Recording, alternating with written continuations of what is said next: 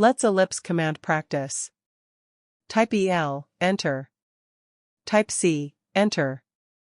Click on drawing area. Move cursor to right. Set first distance 50. Enter. And second distance 50. Enter. Type L, enter. Click on quadrant point left. Click quadrant point right. Enter. Type EL, enter. Click quadrant point left. Click quadrant point right. Set distance 40. Enter. Press enter.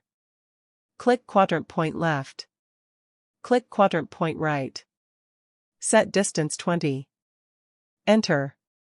Press enter. Click quadrant point top. Click quadrant point bottom. Set distance 40. Enter. Press enter.